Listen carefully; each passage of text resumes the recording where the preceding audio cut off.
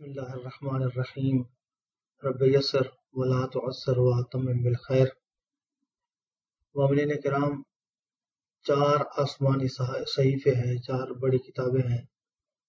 ایک تورات ہے جو حضرت موسیٰ علیہ السلام پر نازل ہوئی، انجیل ہے جو حضرت عیسیٰ علیہ السلام پر نازل ہوئی، زبور ہے جو حضرت داؤد علیہ السلام پر نازل ہوئی، قرآن مجید ہے جو پیغمبر اسلام سرکار رسالت مآب رحمت للعالمین پیغمبر صلی اللہ علیہ وآلہ وسلم پر نازل ہوئی۔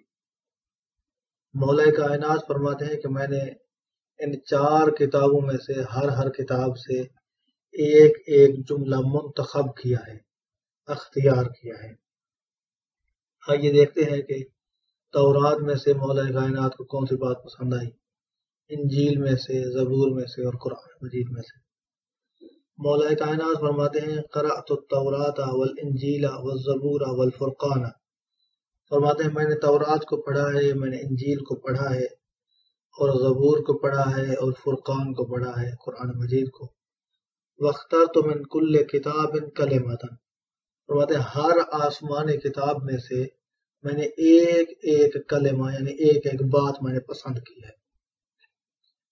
اور وہ باتیں کون سی ہیں؟ فرمایا فَمِنَ التَّوْرَاتِ مَنْ صَمُتَ نَجَا، تورات میں سے مجھے یہ بات پسند آئی ہے، وہاں پر لکھا ہے کہ جو خاموش رہا وہ نجات پا گیا، جس نے اپنی زبان کو محفوظ کر لیا وہ کامیاب ہو گیا۔ یہ بات فرماتے ہیں کہ تورات سے میں نے منتخب کیا ہے۔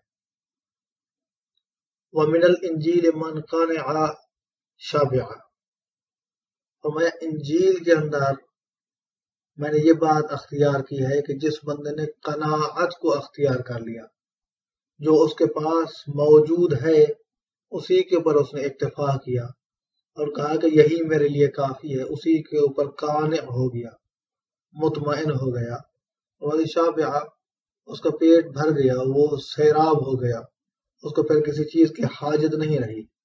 یہ چیز فرماتے ہیں کہ انجیل سے میں نے منتخب کی۔ وَمِنَ الزَّبُورِ مَنْ تَرَكَ الشَّهَوَاتِ سَلِمَ مِنَ الْآفَاتِ، کتاب زبور میں سے مولا کائنات فرماتے ہیں، حضرت علی علیہ السلام فرماتے ہیں میں نے یہ جملہ پسند کیا ہے کہ جس بندے نے اپنی شہوات کو چھوڑ دیا، شہوتوں کے پیچھے نہیں بھاگا، وہ آفتوں سے بھی محفوظ ہو جائے گا۔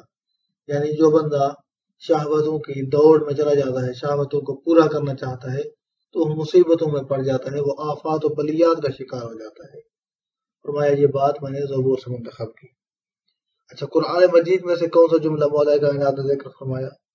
فرماتے ہیں کہ قرآن مجید میں سے یہ آیت مجھے اور یہ جملہ پسند آیا، وَمَن يَتَوَكَّلْ عَلَى اللَّهِ فَهُوَ حَسْبُهُ، جو اپنے تمام معاملے اللہ کے حوالے کر دیتا ہے، جو اللہ پر توکل کرتا ہے، جو اللہ پر بھروسہ کرتا ہے، فَهُوَ حَسْبُهُ، بس اللہ کی ذات اس کے لیے کافی ہے۔ اور یقیناً اللہ بہترین کارساز ہے، اللہ تبارک و تعالی بہترین مدبر ہے، مسبب الاسباب ہے۔ جس نے اپنے معاملات اللہ کے سپرد کر دیے تو گویا کہ وہ کامیاب ہو گیا، وہ نجات پا گیا۔